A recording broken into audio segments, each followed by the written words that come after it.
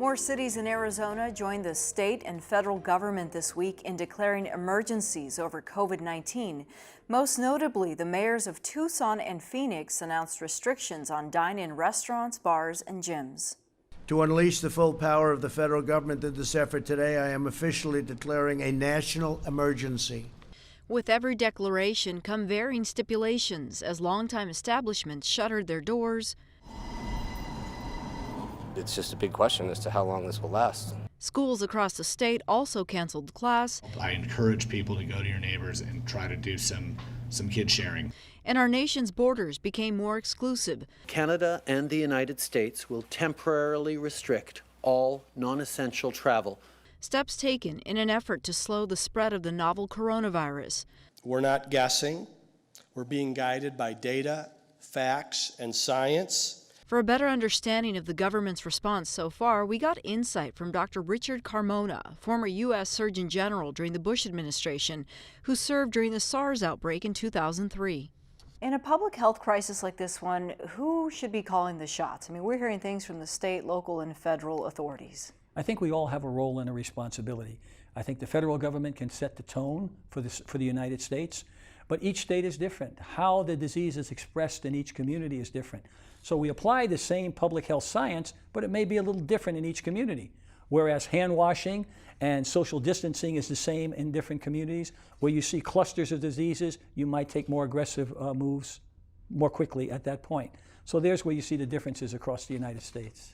Here in Tucson, for example, a local emergency was just declared, but last week a state emergency was declared. It seems like there's a lot of finger pointing going on. What should the public make of all this back and forth? Well, I think the public, what we need to do is to reassure the public that there are systems in place to protect us when issues like this occur. The governor's looking through a different lens, a state of 7 or 8 million people, scattered over hundreds of thousands of miles. The city of Tucson is much smaller, and they're looking at a different microcosm.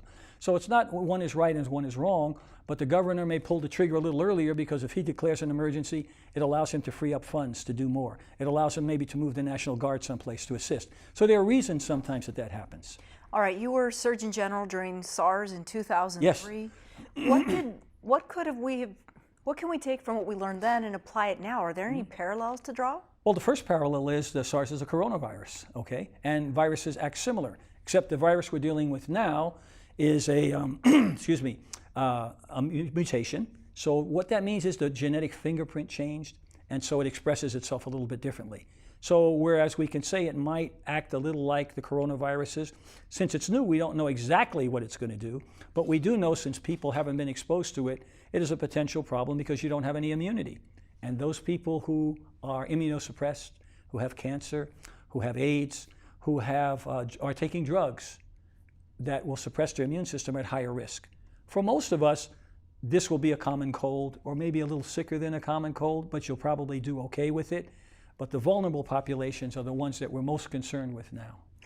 If you could take something from what you learned then and apply it now, what would it be? The most important thing, and we learned that in SARS, but we learned it during Katrina, tsunamis, and a whole host of other emergencies, is you have to learn to inform the public and not inflame the public. Make sure that there are good science-based information provided to the public so that they can make good decisions.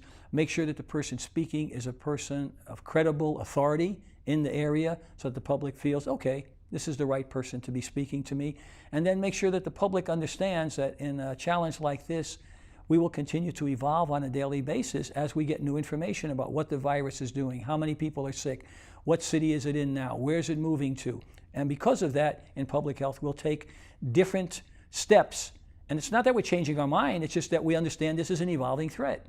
When the public sees the president, the governor, the mayor on the news, the media, it's wall-to-wall coverage, it's natural for the public to worry and wonder what's happening out there. So what should they make of all the messaging?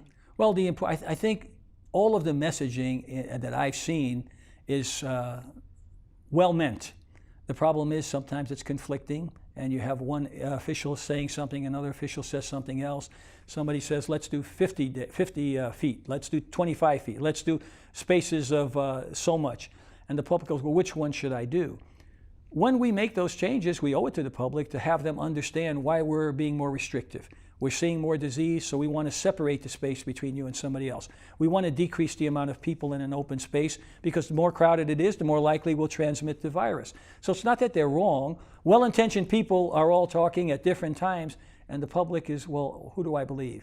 It's up to us to communicate effectively in a health-literate, culturally competent manner because our communities are so diverse.